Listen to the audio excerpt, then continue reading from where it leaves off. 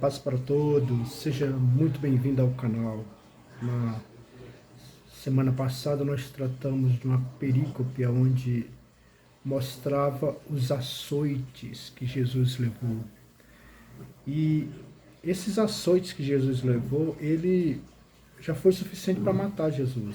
A maioria das pessoas que passavam por esse processo, normalmente eram homens, mulheres não passavam por isso, né? Quando as mulheres iam para a cruz, elas iam direto para a cruz, não passavam pelo açoite. Mas principalmente os escravos e aqueles que tinham crimes inomináveis, né, crimes horrendos, é que passava pelo açoite. No caso de Jesus não poderia ter passado. Mas uma vez que ele passou, ali ele já está morto. Normalmente se colocava a pessoa que tomou esse açoite, essa surra, ela fica à parte e depois de um certo tempo ela iria carregar a cruz. Era o tempo em que ela se restabelecia para poder ganhar forças para poder continuar a jornada. Se Jesus não fosse para a cruz, se ele não precisasse ir para a cruz, Dalila, isso, mas tá linda. Ela quer porque quer aparecer, né, Dalila? Tá bom, deixa eu terminar de gravar. Então, se ele fosse levado para poder descansar, passasse uns 2 ou 3 dias, Jesus morreria. Porque o que fez com ele foi brutal. Tá? Colocaram uma coroa de espinho, e essa coroa não é bem uma coroa, né? Na verdade era meio que fosse um gorrinho, né? Onde os espinhos pegou em todas as partes da cabeça. Então estamos falando aqui de lesões microcefálicas, que já levaria Jesus à morte. Já por causa disso ele já estaria morto já. Fora isso, ele estava perdendo muito sangue e o castigo continuou. Então, também estava decretada a sua morte. E uma terceira coisa, a terceira causa provável, que ele já estaria morto também, seria ele caminhar descalço. Porque ao caminhar descalço, naquela época não havia asfalto como agora, então o atrito, né, poderia fazer com que houvesse o famoso tétano. Né? Então, era inevitável, ele já estava morto já. Mas depois desse espancamento terrível, brutal, veio algo que ainda é pior ainda, né? Nada tá tão ruim que não possa piorar. Parece o nosso Brasil hoje, né? Que caminhando para tantas dificuldades, tanta coisa terrível acontecendo, essa pandemia, e agora nós sabemos que tem uma epidemia de H3N2. Só você olhar aí no jornal aí, você vê aí no G1, nos sites de informação, o Rio de Janeiro já está com essa epidemia e há uma probabilidade de virar uma pandemia de novo, ou seja, é uma influenza ganhando nova força. Né? Então, são momentos difíceis e terríveis. E a Bíblia, no versículo Marcos 15, versículo 22, diz assim: e levaram Jesus para o Gólgota, que quer dizer lugar da caveira, e deram-lhe de beber vinho com mirra. Ele, porém, não tomou. Então, Jesus agora, ele é levado para poder fazer a sua via cruz com a cruz amarrada nos seus braços, né? É o provável, né? E era só uma parte, não era ela toda, né? Não é a cruz toda, era só esse pedaço aqui que era amarrado nos braços dele e ele ia andando com essa cruz. E é claro que ele já não tinha força alguma aqui. Então, ao ele andar e o chicote continuava comendo nas costas dele, ele era obrigado a caminhar. Então, ao caminhar, ele caiu com a cruz. E quando ele cai com a cruz, ele não tem esse reflexo de se colocar a mão, né? Como se eu fosse cair, a primeira coisa que eu colocaria é a mão para me defender, né? Mas aí o que acontece? Ele não tem como fazer isso, os braços dele estão amarrados. Então ele pega e cai, quando ele bate a cara com essa espécie de corro espinhento, que com certeza espirrou mais sangue, com certeza trouxe mais malefício para uma pessoa que já estava nas últimas. E aí acontece que, de repente, em um dado momento, ele está andando e as pessoas oferecem uma espécie de uma bebida que era, o motivo era para poder fazer com que ele ficasse mais, que ele aguentasse mais essa jornada, até porque o corpo dele estava nas últimas, eles precisavam que ele completasse a jornada. para que ele pudesse completar a jornada. Então, ofereceram, na verdade, né, essa mirra, que é um tipo de anestésico, que poderia dar força para ele, para que ele pudesse. Então, deram esse tipo de preparado, que é uma forma de anestesiar os sentidos, para que ele pudesse ter força para continuar essa jornada tão terrível. Mas Jesus recusa isso. Por quê? Porque ele quer ter plena consciência do que está acontecendo. É para isso que ele veio para passar por esse momento. E agora aqui, diante de toda essa narrativa do último vídeo e desse vídeo, você entende o motivo de ele ter chorado lágrimas de sangue, porque ter chorado sangue. É porque realmente o mero vislumbre desse momento apavoraria qualquer um. E ele recusa e ele continua a sua jornada, e também isso nos leva a entender que, por mais difícil que seja, por mais complicado, por mais terrível que seja o momento que a gente vive, às vezes a gente é surpreendido com tanta coisa terrível, né? E por mais que seja terrível isso, você não deve perder o juízo, perder a noção. Como Jesus aqui, ele não queria, porque ele queria continuar. Ele sabia do propósito dele, ele queria continuar recebendo o açoite, ele queria continuar nessa jornada, porque é para isso que ele veio. Então você também não pode se deixar, no tempo da angústia, deixar isso tomar conta de você, ao ponto de você fechar os olhos, ao ponto de você querer fazer uma loucura, querer se matar, tomar decisões precipitadas no calor da emoção. Então, Jesus ele ensina isso, que ao passar por a sua via dolorosa, ainda assim ele não perdeu o foco, assim ele não perdeu a consciência. Isso também me lembra da história de Davi. Davi, ele tinha pecado e ele sabia que Deus iria punir, Deus tinha falado que iria punir, e a punição era a criança que estava doente. E ele ficou tão terrivelmente abalado que ele começou a orar, ele não queria mais comer, ficou em jejum, ele ficou como um morto. As pessoas viram isso, viram que ele estava muito mal com aquela situação. E aí vem a notícia que a criança morreu. E aí eles ficaram, como é que a gente vai dar essa notícia para Davi? Se a gente for dar essa notícia para Davi, ele já está assim, ele vai terminar de morrer. Mas Davi, percebendo a forma com que eles estavam conversando, Davi fala assim, pergunta assim, aconteceu alguma coisa com a criança? E aí eles falam, não, a criança morreu. Quando ele fala que a criança morreu, Davi vai para o seu quarto, faz a barba, põe a sua melhor veste, senta na mesa e pede de comida. Ninguém entende. Que reação esquisita. Ele estava quase morrendo, de repente sabe que a criança morreu, e agora ele está aí, né, parece que reviveu. E as pessoas questionam isso, e ele fala, enquanto a criança estava doente, eu estava orando, clamando para que Deus pudesse fazer alguma coisa. Mas uma vez que a criança já foi, ela nunca mais virá a mim, mas um dia eu vou até ela. Então agora eu quero comer e agora eu quero me arrumar. Então isso nos ensina que no momento da dor, da dificuldade, você não deve fechar os olhos, você não deve se entregar, você não deve... Acabou minha vida, né? Com relacionamento, com alguma morte, doença. Essas coisas não devem mexer com você ao ponto de você se entregar aos pontos. E eu não quero saber mais de viver. Não, a vida é um dom precioso. Não importa o que acontecer, você vai ter uma chance de refazer. As coisas parecem ser desesperadas, não ter solução, ainda assim, o que você deve fazer? Você deve acreditar que Deus te deu um dom chamado vida, e essa vida, ela tem propósito de existência. Aquilo que a gente perde, às vezes a gente não vai recuperar, mas pelo menos você vai ter uma nova jornada, ter um novo aprendizado.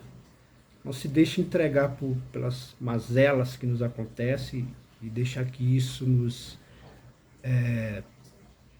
afronte a tua inteligência ou afronte os teus sentimentos ao ponto de você entregar os pontos, não querer mais tomar decisões precipitadas, agir de forma louca, né? Como muitos, né? Que no calor da emoção toma decisões, depois se arrepende, ou então fazem violência contra si próprio porque não aguentam a situação, né? Como eu já disse aqui em alguns outros vídeos, ninguém na verdade quer se matar, né? Nenhum ser humano nasceu para se matar, ninguém quer se matar. O que as pessoas na verdade querem é parar de sofrer. E aí elas acham que o melhor caminho é por fim a sua vida, e nunca é o melhor caminho. A verdade é que a vida é um presente, é um dom de Deus, que por mais difícil que a nossa vida esteja, sempre vai haver um recomeço, sempre vai haver uma nova forma de você conduzir a tua história. Da mesma forma que Jesus está fazendo aqui. Tudo isso que ele está fazendo aqui é para nos levar aos braços de Deus, nos levar a ter relacionamento sincero e verdadeiro com Deus. Ele precisava fazer isso. Às vezes as dores são necessárias. Algumas não.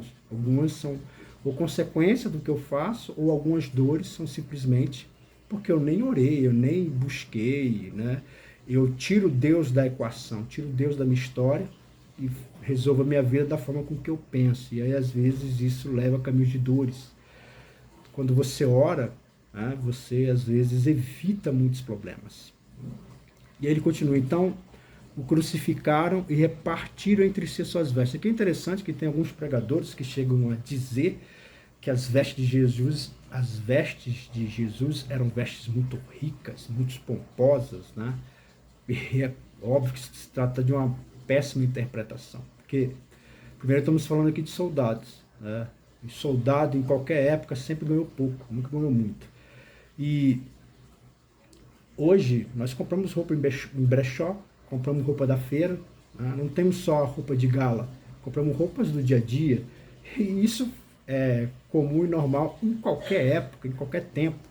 Então aqui as roupas não precisam ser maravilhosas, elas estando bem conservadas, você já utilizaria ela para algum tipo de serviço, ou então, dependendo se ela for uma roupa muito boa, você utilizaria para festas, né? Então, não se justifica o que se falam por aí, né? Mas claro que eu intento justamente levar o ouvinte a compreender que a vida de prosperidade é o que Deus quer para todo ser humano. E isso é lógico que é uma má interpretação das Escrituras. E aí ele diz, e era a hora terceira quando crucificado. Então, Jesus ele ficou por cerca de 6 horas na cruz.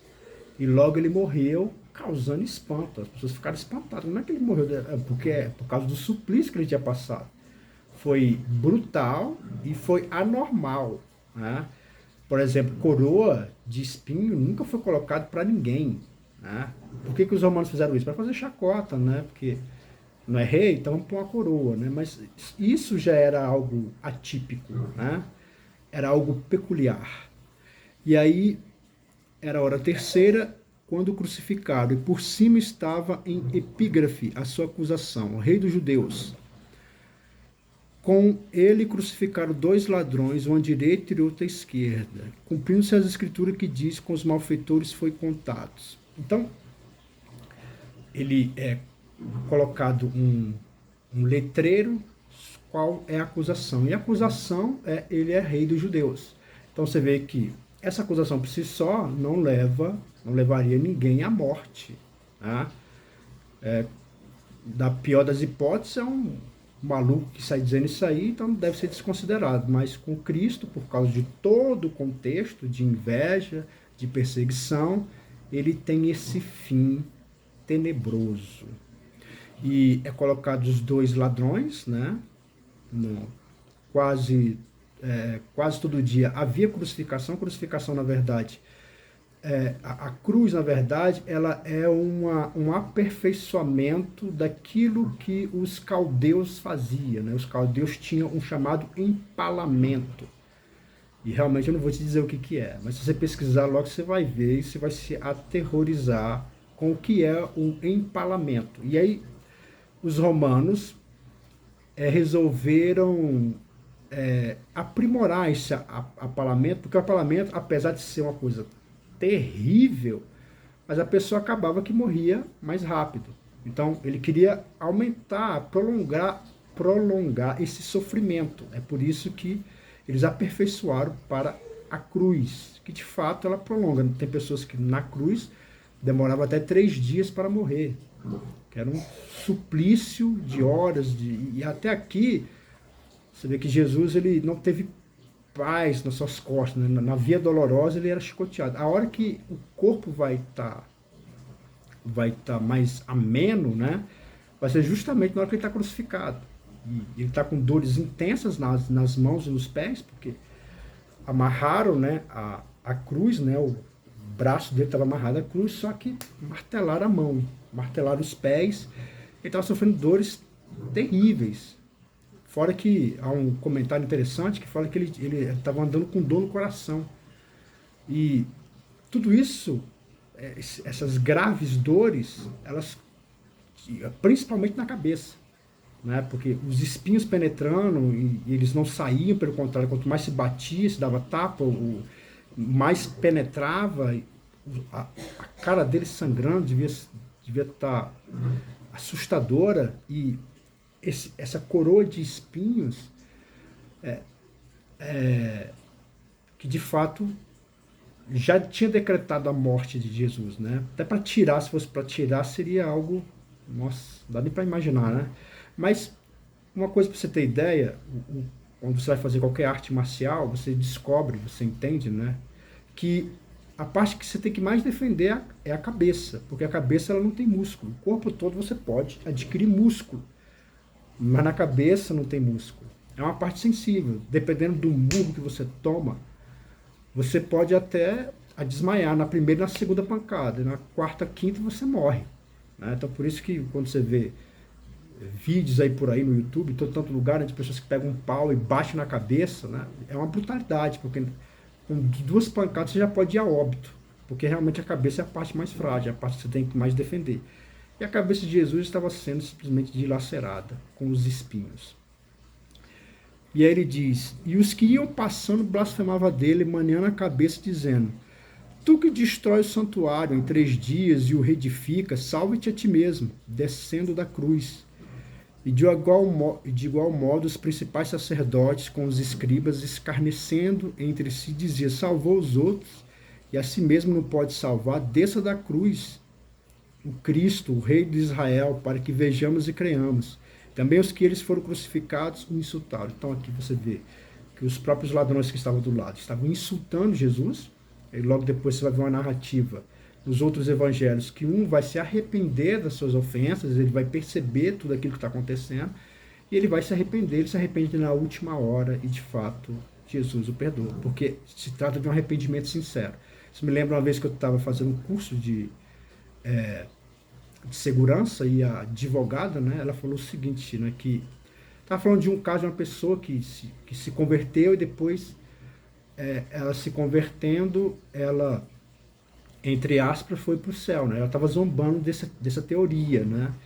E alguns cristãos argumentaram, eu fui um deles, e a argumentação ora, mas nós estamos falando de um Deus que sabe do presente, passado e futuro. Se esse Deus, ele dá mais vida para essa pessoa, ele sabe se ela vai se arrepender ou não. Então nós não estamos falando de qualquer pessoa. Se Deus ele realmente perdoou, é porque ele sabe que se ele desse anos de vida, essa pessoa de fato demonstraria perdão, como muitos de fato demonstram, né, quando realmente se arrepende de uma forma sincera. E para você ter ideia, temos muitas instituições que foram feitas para reabilitar o homem. Por exemplo, os Alcoólicos Anônimos, eles têm esse intuito de reabilitar, mas o que eles alcançam de reabilitação é mínimo. A mesma coisa as cadeias do Brasil, né? As cadeias do Brasil foram feitas para reabilitar o preso. Ela não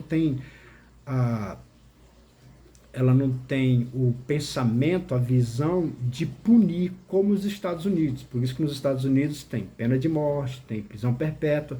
No Brasil não tem essa visão da punição, tem a visão da reabilitação. E, por exemplo, você fica preso o máximo de tempo aqui no Brasil são 30 anos, né? Mas tem países que são 15 anos. Eu sei que a gente, nossa, coisa terrível, né? Devia ter mais, mas tem países que ainda é pior ainda, né? Então, mas qual que é a instituição que mais pessoas se reabilita? É a igreja. É a igreja. É a igreja evangélica.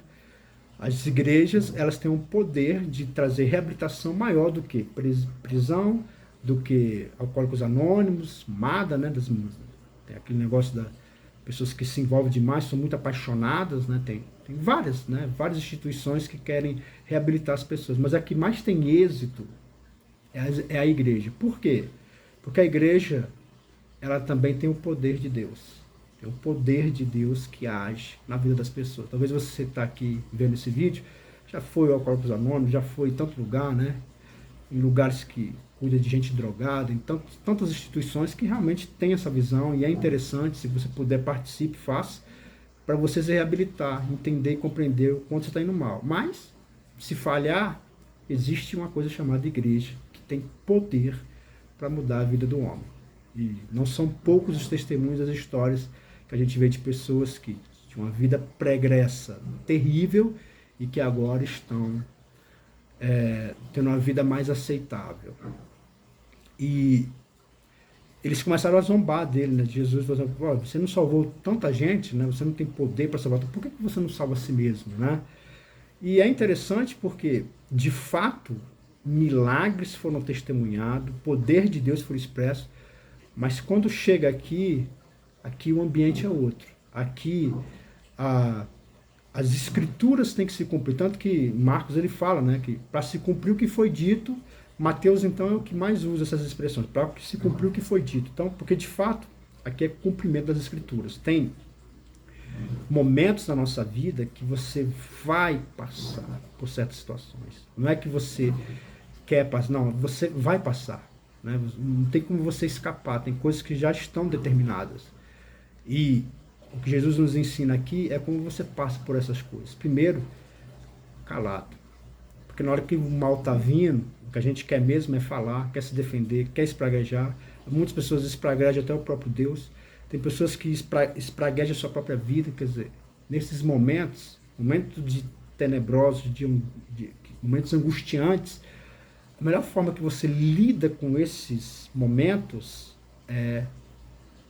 a melhor forma de você lidar com esses momentos é calando a boca, aguentando calado, como Jesus fez aqui. Ele não se defendeu, não falou nada, simplesmente aguentou o peso do momento que estava acontecendo.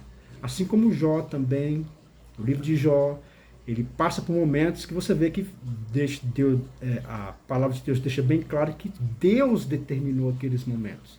Ele não tinha feito nada para merecer aquilo, mas Deus determinou que ele iria passar por aquilo. E ele é aprovado. E você também precisa ser aprovado. Porque o maior problema é porque tem coisas que faz parte, né, da vida cristã. Uma delas é o sofrimento. Eu sei que algumas igrejas com uma má interpretação, elas levam você a entender outra coisa, que de fato não, que de fato Deus quer que todo mundo seja rico, que você vai ser rico, milionário. E não é bem assim, né? A Bíblia fala que o normal, o natural é que você sofra. Que eu sofra e que você sofra. Agora, é claro que tem pessoas que de fato não passam por intenso sofrimento. Isso é um privilégio, isso é uma bênção, uma graça de Deus, mas isso não é o comum. O comum é sofrer. Claro que não a sua vida toda, mas momentos de sofrimento todo mundo tem.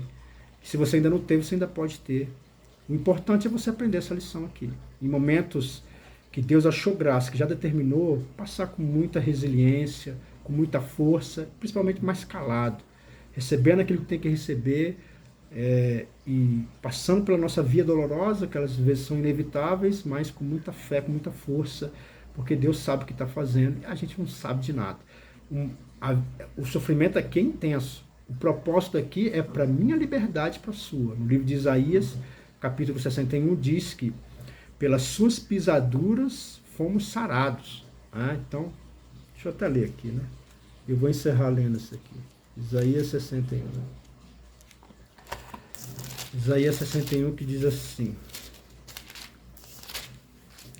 o Espírito do Senhor Deus está sobre mim, porque o Senhor me ungiu para pregar boas novas aos quebrantados, enviou-me a curar os quebrantados de coração, proclamar liberdade aos cativos e anunciar o ano aceitável do Senhor, o dia da vingança do nosso Deus, a consolar todos os que choram, a pôr sobre os que o Sião estão em luto em uma coroa ao invés de cinza, óleo de alegria em vez de pranto, veste de louvor em vez de espírito angustiado, a fim de que se chame carvalho de justiça, plantado pelo Senhor para a sua glória. Tudo que Jesus fez foi para que você tenha um relacionamento livre com Deus, para que você possa presenciar isso, trocar tanta tristeza, tanta dor, trocar as cinzas por um óleo de alegria. É isso que você vê que esse sofrimento tem um objetivo. Tudo que acontece na sua vida tem um porquê, tem um objetivo. Então, se o mal vem, aprenda a lidar com ele, como Cristo está nos ensinando nessa passagem.